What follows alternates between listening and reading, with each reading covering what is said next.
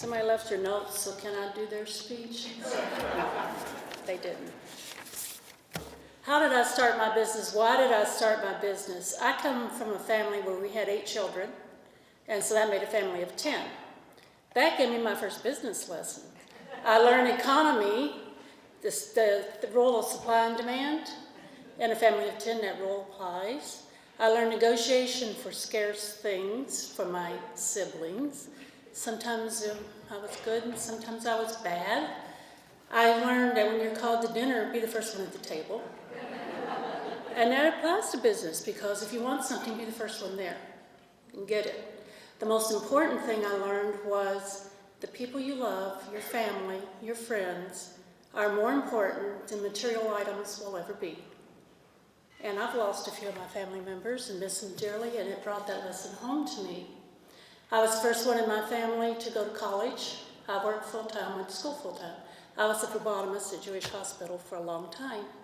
So if you were there, that was me. I enjoyed that work, but I got my MBA from the University of Louisville, and you're supposed to go into the corporate world when you finish that. So that's what I did. Went into the corporate world for a long time. I'm not going to tell you how long, because you'll figure out how old I am. I learned how to prepare a 10-year budget and present it to people in Japan. And they handed me a blue coat and a tea tray to take in with me when I got ready to present the budget. I learned cost accounting, just-in-time manufacturing, how to shoot an AK-47. I learned, that was part of my work.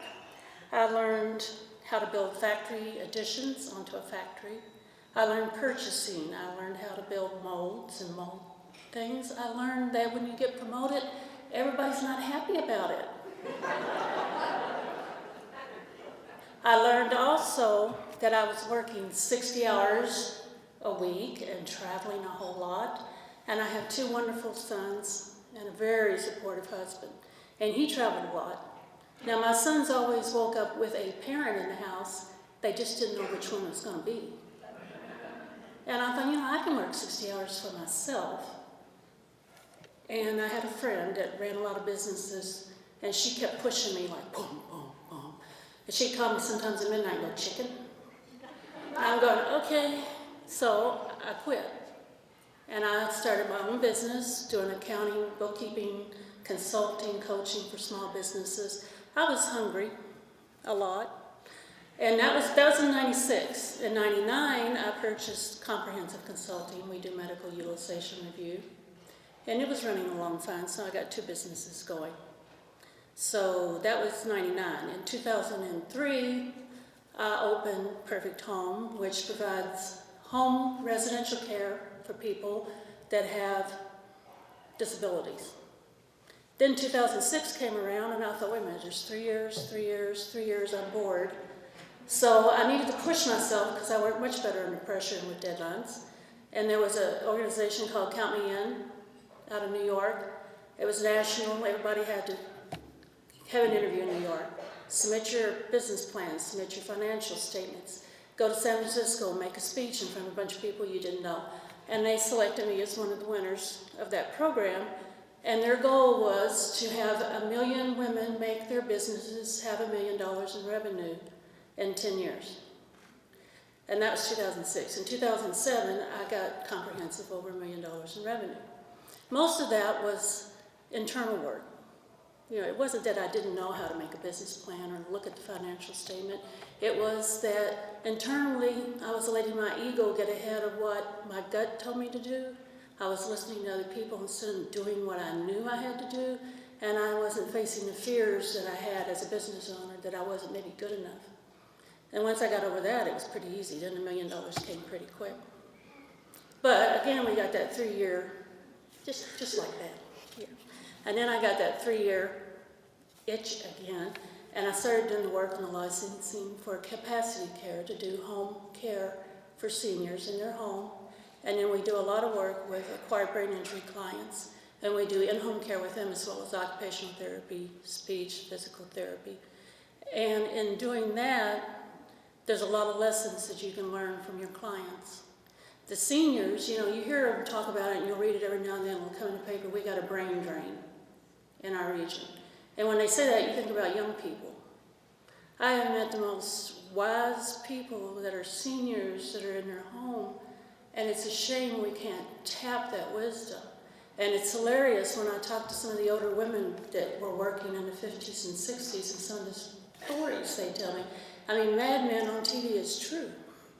These women lived it, and I just love listening to them tell me these stories. The acquired brain injury people are younger people, mostly, because it's accidents, it's acquired.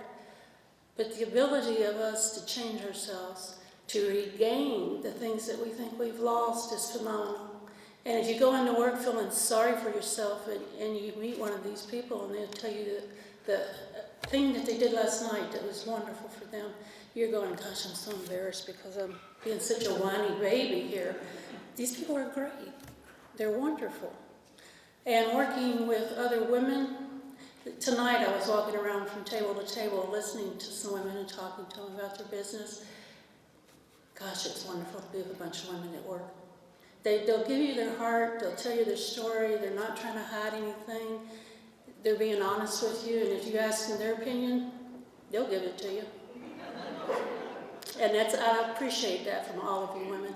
And I was listening to all these stories and the tea bags, and I don't have an iron either. It's just true, and it's wonderful. Now my next goal, I got capacity care over $1 million in 2013. We finished over there. So now my next goal is the next $1 million. And I've got a statistic that I read after I said that in 2006, only 3% of women business owners had businesses that were over $1 million. And I started doing research. I thought, now what are they now?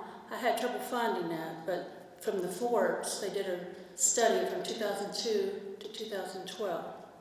And it says, similarly, the number of $1 million women-owned businesses has grown by 30.7%, just over the 28.9% increase in all $1 million businesses. So women are leading the pack. Oh, women. Thank you.